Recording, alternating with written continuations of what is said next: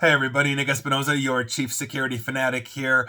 Please don't forget to subscribe, and I apologize for not doing a video or podcast the last couple of days. You can clearly hear I've been under the weather, but the show must go on because today I really want to talk about the App Store Freedom Act, and while on the surface it looks really good, I do think it's a mixed bag. Now, Sky Jacobs of TechSpot had an interesting write-up on this, and here's what's going on. If you haven't heard about this, a new bill introduced into the House of Representatives in the United States could change how Americans both use and access mobile apps. That is, as I mentioned, the App Store Freedom Act, and is being spearheaded by Representative Kate Kamek of Florida. This is directly targeting, for the record, the dominance of Apple and Google in the App Store marketplace, for the record. And for the record, the legislation does not mention them, but it says and targets any App Store with over 100 million current US users.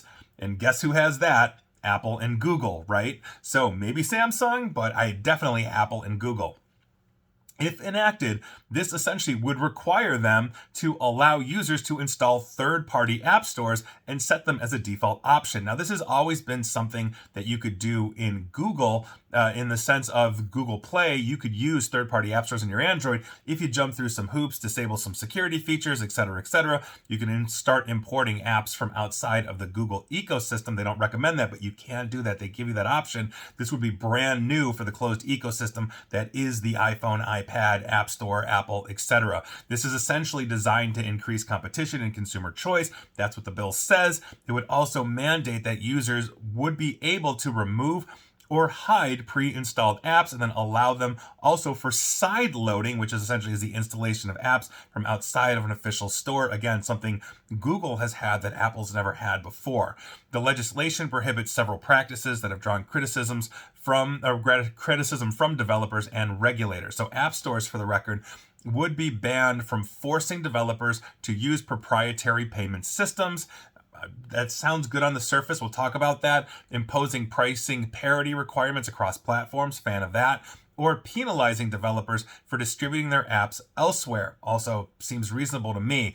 The bill forbids platform owners from using non-public business information derived from developers' apps to compete against those developers. In other words, if Apple or Google starts hoovering up all the data from an app that a third-party app developer makes in one of their stores, they now can't use that. Big fan of that. Furthermore, it would prevent platform owners from restricting developers' communications with users about business offers, provided user content rules are followed. In other words, Apple or Google can't prevent the developers from talking to us if we're using their app, saying, hey, why don't you try another app, providing we allow them to do that. Again, fan of that.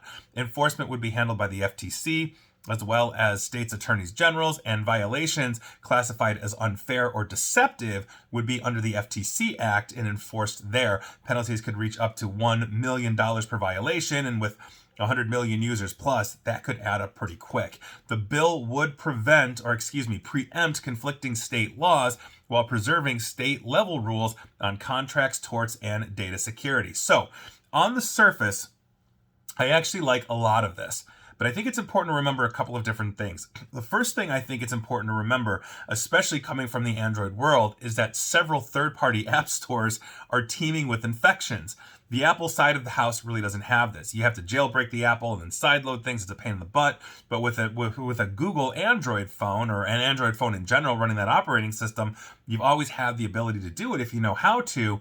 But oftentimes these apps can be infected. And so by virtue of that, I would love to see an inclusion in this bill, a requirement for independent vetting and filtering for threat detection. This isn't Google saying, oh, all of this is bad, or Apple saying all this is bad. No, hire an independent arbitrator, get actual threat detection here to ensure that while the app coming from this third-party store is coming from a third-party store, we know that the intent of the app is basically vetted, and we also know that it's clean and free from infections.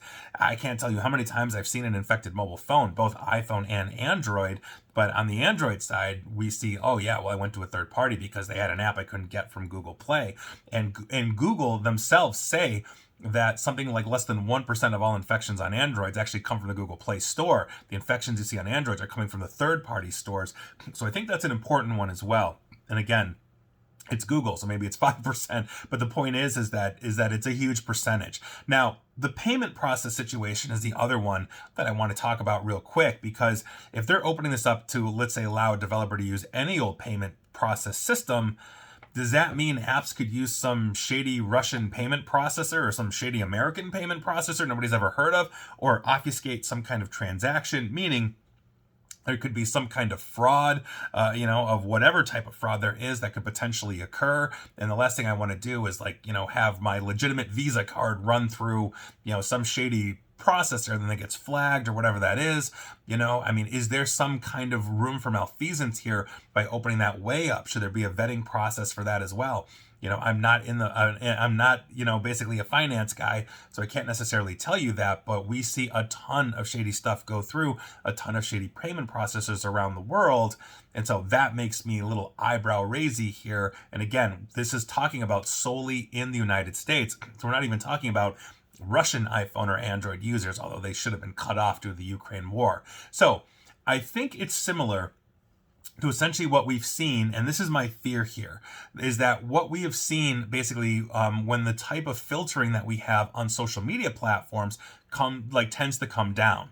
So think about social media platforms that have basically removed any kind of vetting process or filtering for their user base. It's not just like the extremist language that rises, but we also see a massive increase in bot traffic, therefore phishing. We see illegal content under most laws around most countries, and on and on. Things go downhill. Like I like to say that before Twitter turned into X, civility is, Twitter's where civility goes to die. When X came along, it really got ramped up. I don't care if you love X or hate X, there's just more of that there right now, and that simply is what it is. And again, I'm not sitting here adjudicating that. So my fear here is that left fully unchecked, this new App Store move, essentially this act, could end up being akin to something like that. And I think ultimately that helps no one. So we're going to see what happens here. But there you go. That is the App Store Act, and we're going to see what happens. But that is your news of the day, and it's good to be back. And please like, share, follow me here on Facebook and Twitter at NickAESP. And please feel free to subscribe to me at YouTube as well. And as always, stay safe, stay online, and please attempt to stay private and secure. Take care.